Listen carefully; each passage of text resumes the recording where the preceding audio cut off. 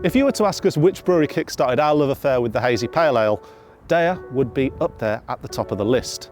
Steady Rolling Man and magazine cover really set a new standard for us, one where it's okay for your beer to taste like soft, pillowy hop juice. 4 or 5 years on, DEYA remain a reliable go-to brewery in a maturing and saturated market. Today, we've come down to DEYA in Cheltenham, where we're going to meet head brewer Gareth. We're going to have a walk around the brewery, and we're going to find out exactly why DEYA are more than just the purveyors of the finest hazy pales on the market. Oh yeah. Chris, are you ready? Steady. Rolling Man.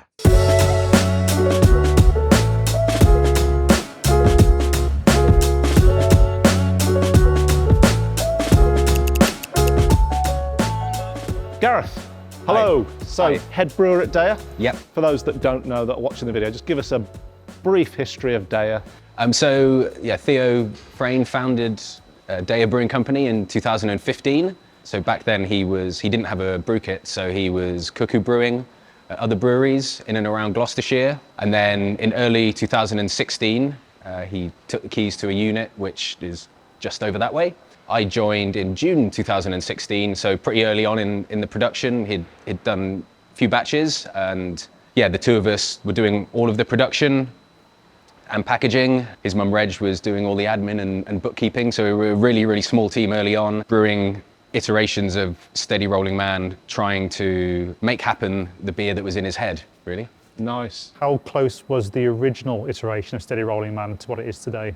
Yeah, that's quite tricky to say, I guess, because it's a long time ago now. I'd say definitely not worlds apart, but definitely different. When we first started brewing, like lots of breweries who start up, we were using dried yeast. Fairly early on, we switched to wet yeast, so that made a massive difference to the beer, a massive increase in quality and flavor delivery. When we moved site to here, I was actually looking through the old brewing records, and the malt, the grist, the specialty malt was basically the same. That's basically not changed.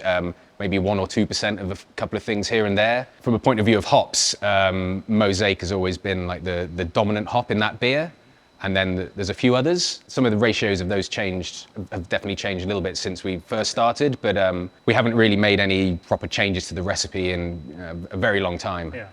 I think just trying to improve the quality of what we're doing and the execution of all the different stages. And when we got enough momentum to do hop selection, that was also a big sort of level up in quality when we were able to go and choose specific lots of hops.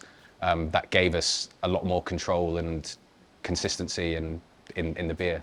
In the introduction, we said that DEYA were very much one of the first breweries that we tried that really got us into that hazy pale style. That was the first time we were like, oh my God, this can actually be a thing. And I think that's something which isn't exclusive to us. I know a lot of people who Steady Rolling Man is like the beer that got them into it as well. What was the beer that got Theo into it, do you think? Obviously he's not here now, but... Yeah, so he, before he started DEYA, he did some work experience in some breweries in the US, most notably one in Colorado called Odell's Brewing. That was quite formative for him about getting a real insight to what was back then a big production brewery, certainly by UK standards. It was big, and certain principles and ethos and like looking after your staff and focusing on quality and consistency is the main thing, because they're really good at that. So Odell's is not really, back then wasn't really known for the hazy East Coast juicy beers, but I think a lot of the principles of what go into a successful brewery was sort of instilled in him, in Theo then. And he'd also done a lot of traveling around the States, also on the East Coast, going around all those top shelf breweries, Alchemist, Hill Farmstead, Absolutely, yeah. et cetera, et cetera. So he got a window into those styles of beers. Yeah. And actually he was the person who actually, when I met him, he sort of introduced me to those beers. I was going to ask, were you into the style at the time? To be quite honest, I didn't have my finger on the pulse in terms of, Right. of those styles. I worked at a much smaller brewery in Gloucester down the road, where we did sort of a mixture of more traditional cask and some and keg beer with US hops in, but hazy, low bitterness, East Coast, however you want to frame them. That wasn't really on my radar till Theo sort of introduced me to that. So I'm very grateful. You and many others.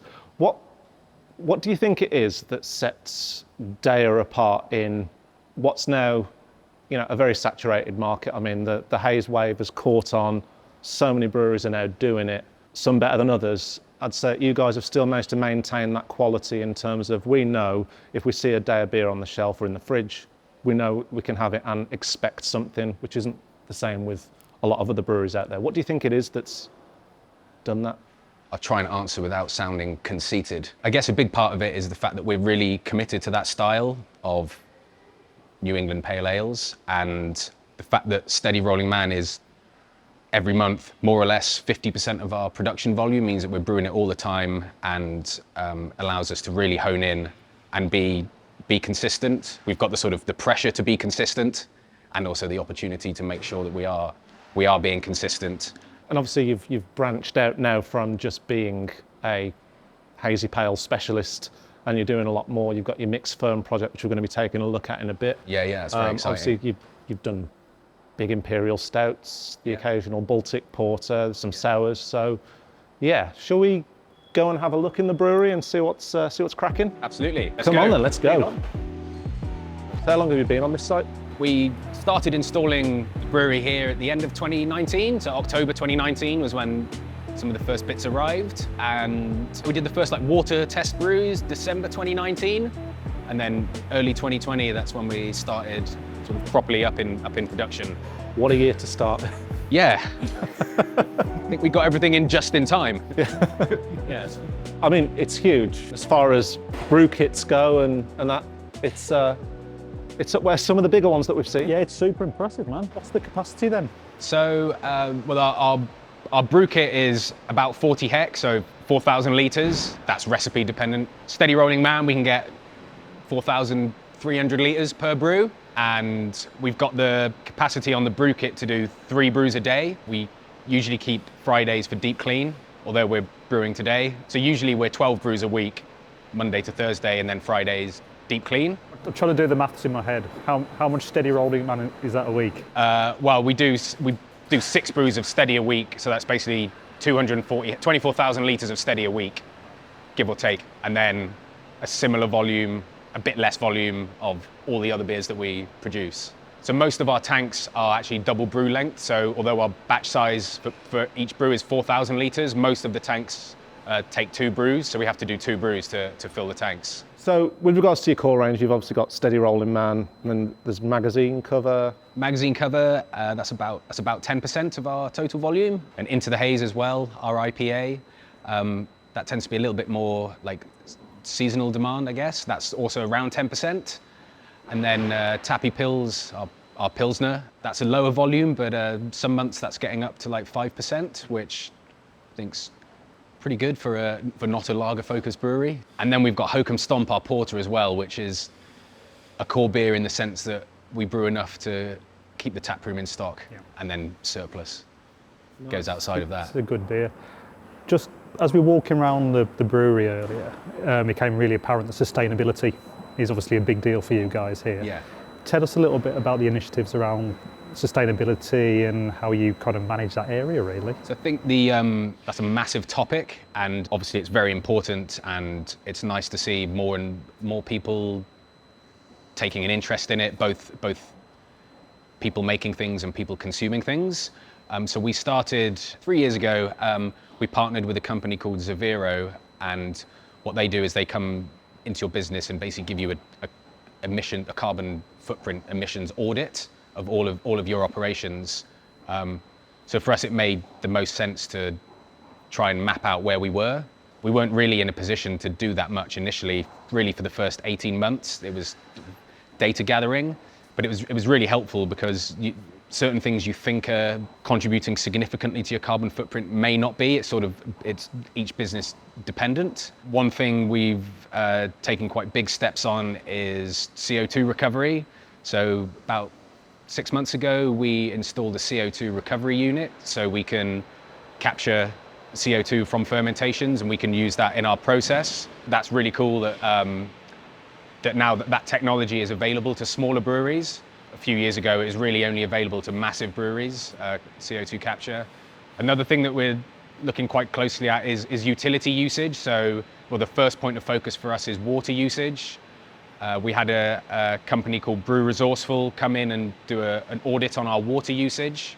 So I think it's quite well known that making beer uses a lot of water, and how much water you use to make a litre of beer is dependent on what sort of operation you run. So we were fairly good, but as a result of that audit, we were able to tighten up on a few things. So certain cleaning regimes, both tank cleaning, brew kit cleaning the canning line, just trying to basically optimize water usage. Those are the two sort of main things that we've been focused on. I think the next step for us is we're going to take a look at our steam boiler, which is run on natural gas. It's fossil fuel.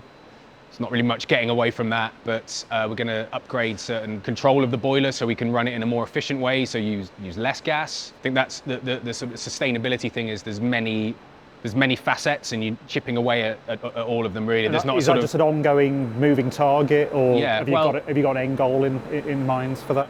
I mean, I guess hopefully we would hope to be carbon neutral, but that's a bit of a loaded phrase at the moment, and there's a lot of grandstanding going on about people's carbon status.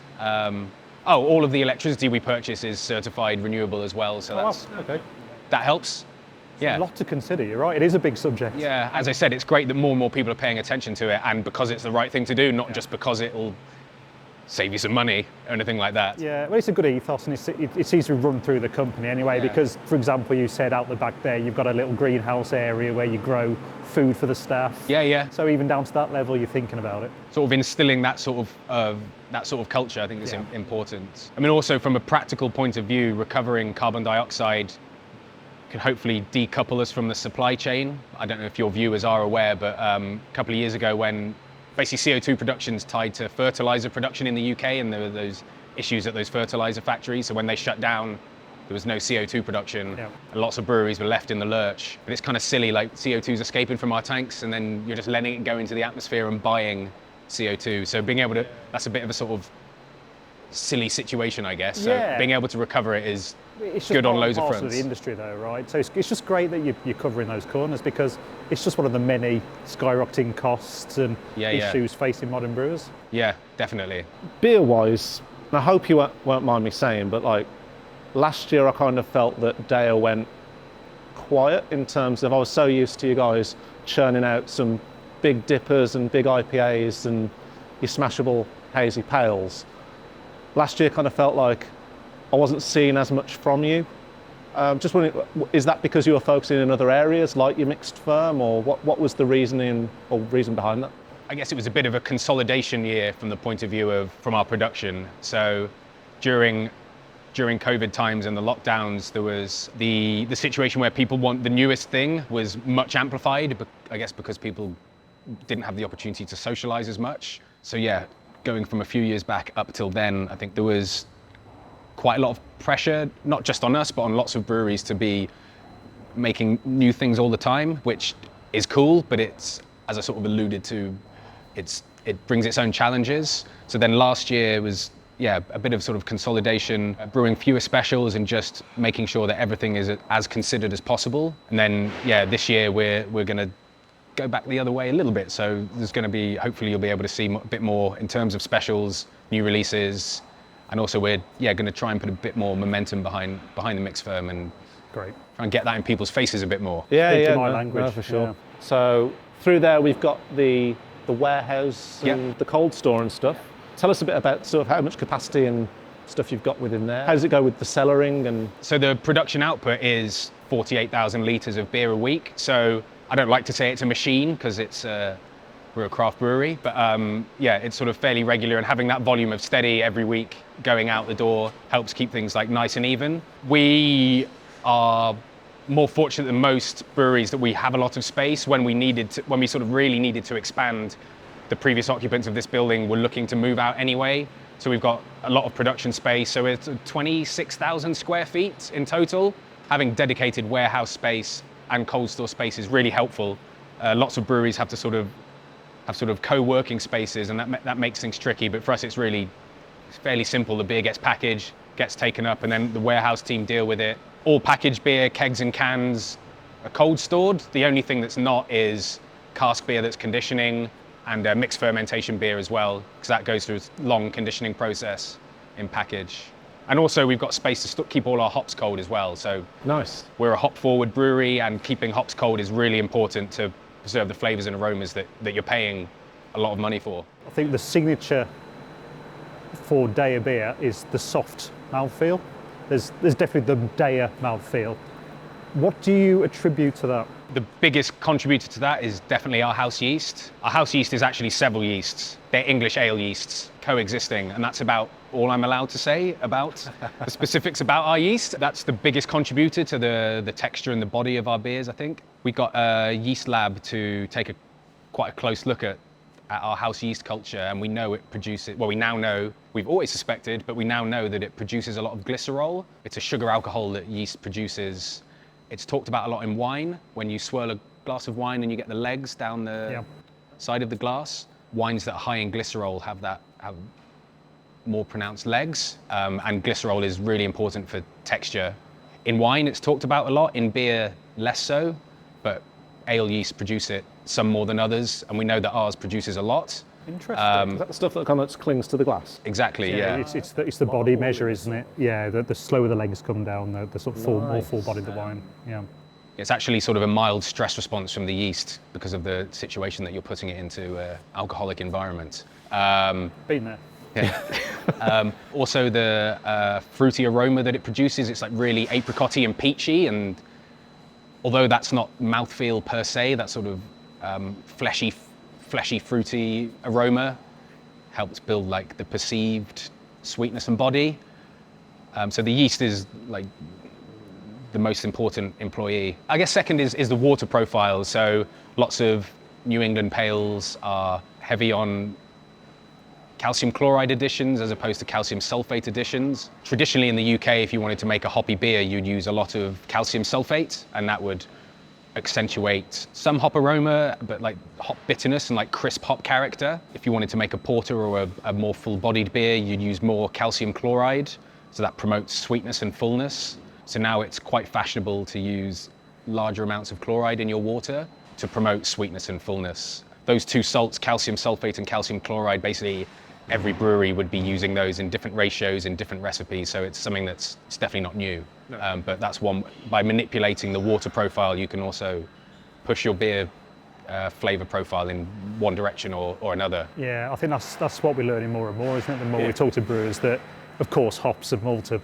vitally important in the beer, but what helps a brewer define what their beer is, it's the unsung heroes, which is the yeast and typically the water profile as well. So I think it's really interesting. So the fact that we know our yeast like intimately, we know it very well, what it likes, what it doesn't like, how it behaves, and the fact that we can very carefully control our water profile gives us like a lot of confidence when we're trying new things in other areas, if that's different hop varieties, different types of specialty malt, or different aspects of the process, because we feel like really secure in the knowledge of our yeast and our water. Yeah, that gives us a lot of confidence. It's a good base to build from, essentially.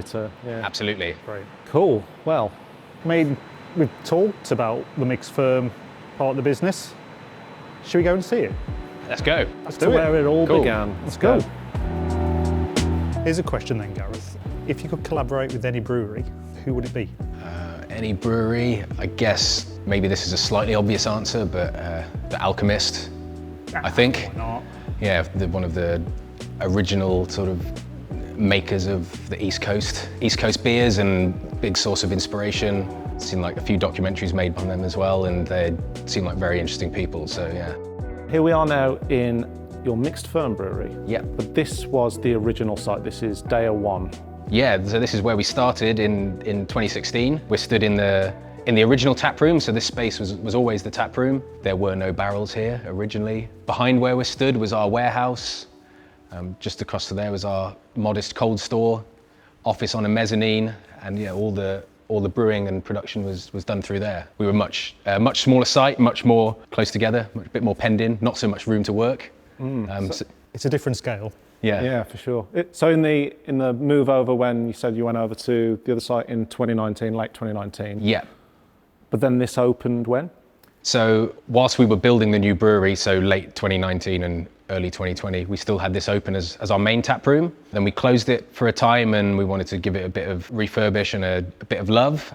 And once our current main tap room is open, so it was spring 22, we reopened this as a sort of showcase of our mixed fermentation beers. We have some of our core beers on as well, but the focus here is our mixed fermentation beers, because I mean we make them just over there. What prompted the shift towards a mixed ferm project? What was the... I think it's something that we've always been interested in. So originally, when it was just Theo and myself, we've always been interested in mixed fermentation beer, and we actually rented a very small unit on the estate that way, where we had some barrels stored. So we actually had some beer aging in barrels. After about the first year of production, we sort of had a go at doing some barrel aging with some mixed success.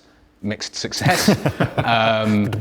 pun intended. Yeah, and breweries that do both clean beer and mixed fermentation beer, they often prefer to keep those things separate. So when we moved main production to the new site, we thought that was a very good sort of opportunity to then start a different project here. So having the two things separate is very helpful in terms of avoiding contamination risk. Is it something that you kind of focus on more as the head brewer, or do you have other brewers who you're like, you can go and have a go at that, have a play? So at the moment I oversee it, and two of the brewers, so we've got 4 brewers, and 2 of them are particularly interested in mixed fermentation. So they're doing all the heavy lifting, really. They taste the beers, put the blends together. We all sit down and do the blending decisions by committee. So we all taste all the barrels regularly and decide when we've got a beer coming up, which barrels we'd want to include in the blends. Speaking of the barrels then, so what kind of barrels have you got here? They're mainly French wine barrels? Yeah, bar a few of them, they're all used French wine barrels, some red, some white. We like using used wine barrels because they're pretty neutral. So we get some development of oaky character. Some are more oaky than others, a little bit sort of vanilla-y, coconutty going on, but we're less interested in what was previously in the barrel. So we're not looking for big flavor impact from what was previously in the barrel. So that's by design then, really? So Yeah. you haven't chased the big spirit barrels? No, that's something that we're not really that into, to be honest, and Okay. we don't have any experience of doing like spirit barrel aging. Never say never though.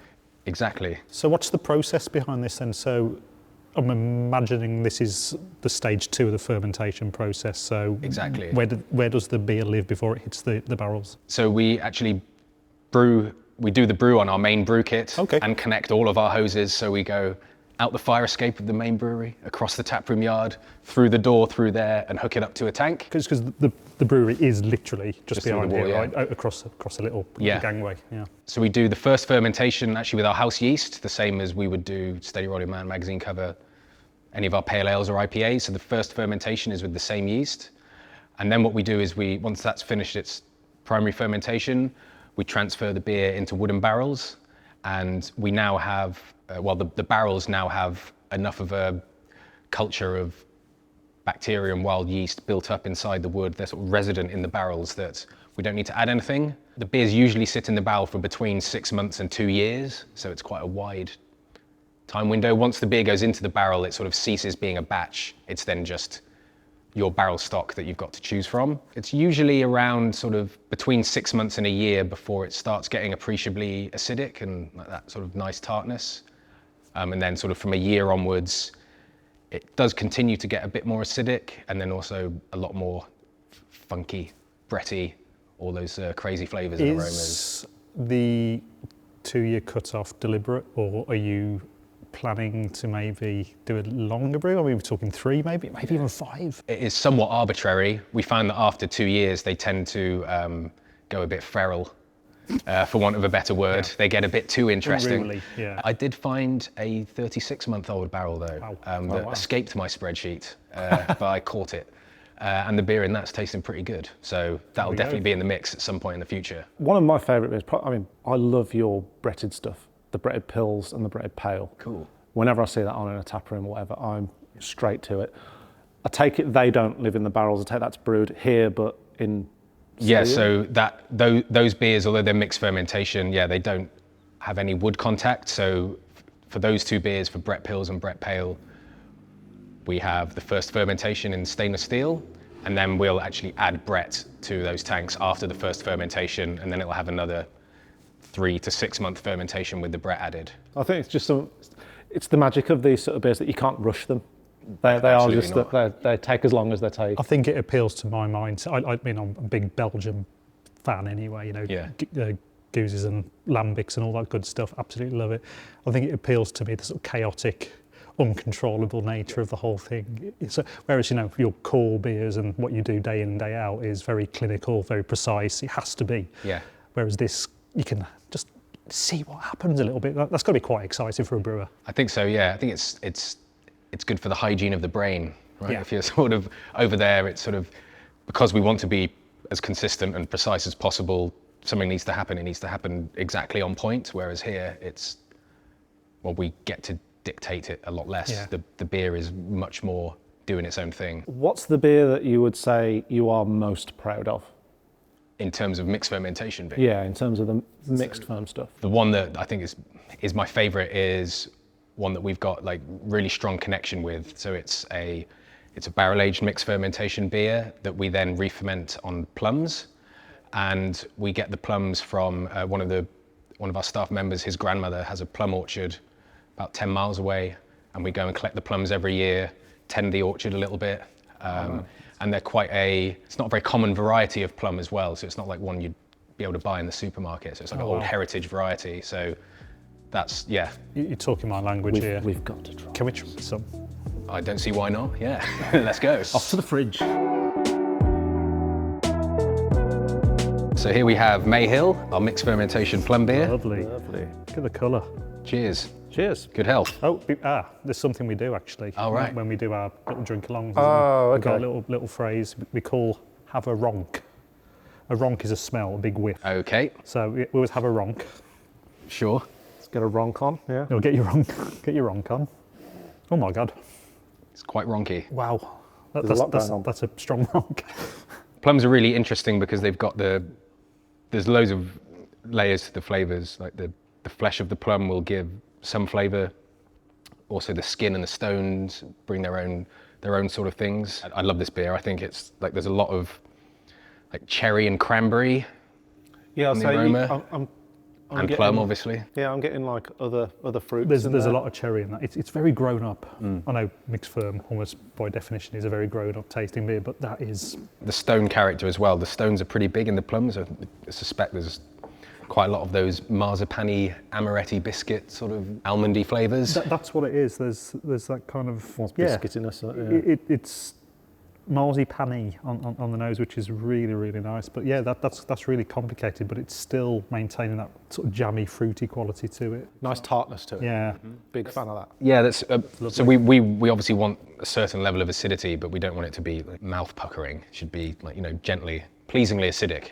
That's great. That's right up my alley, that is. So you've got a couple of other beers on tap behind you there. You've got your core range, obviously, but then you've got a couple of the mixed firm on tap. Yeah, so we try and keep the board here more focused on mixed fermentation, just as like a point of difference from the main tap room. So yeah, we're open here on Fridays and Saturdays. The main tap room's Wednesday to Sunday, so here's open, just Friday to Saturday. We also have this available for event space as well, because we have lots of requests for hiring out a space, and it's not very practical for us to hire out the main tap room to people. So yeah, we've done a few. It's incredible actually to have something like your brewery there, which would keep people there for a day anyway. But then to know that you've got this here on the same site, literally a 2-minute walk. After hours. It makes this a real Destination. draw, a real Yeah, destination kind of brewery. Yeah. But yeah, cheers, Gareth. That's cheers. great. That's You're very welcome. Thank you. So we've just come back from a little tour of the facilities. Two very different, impressive sites there, Gareth. Worlds apart, really. Worlds Yeah. apart. So with that in mind, what does the future for DEYA look like? Steady rolling man is always going to be our baby, always going to be our bread and butter. So that and continuing to brew delicious hazy pale ales and IPAs in our signature style. As you will have seen from looking at the two sites, we've done a big expansion in recent years, and now Our expansion targets are probably now a bit more modest. We'll expand bit by bit, as and when we need to. This year we're going to try and put a bit more momentum behind our mixed fermentation beers. We think they taste delicious, and we're hoping that we can maybe draw a bit more attention to them. 2 last questions, I think. First, if we don't ask this, we'll probably get killed by the viewers, but DEYA, why are you called DEYA? Why are we called DEYA? So DEYA is a place in Mallorca where Theo spent quite a lot of time when he was growing up, had fond memories of it, and he named his brewery after that place. He said a few years ago that it doesn't really mean anything, so in time it will hopefully mean us This. and this. And I And think, the final, Paul. and the final and most important question, who is your favourite member of the Wu-Tang Clan?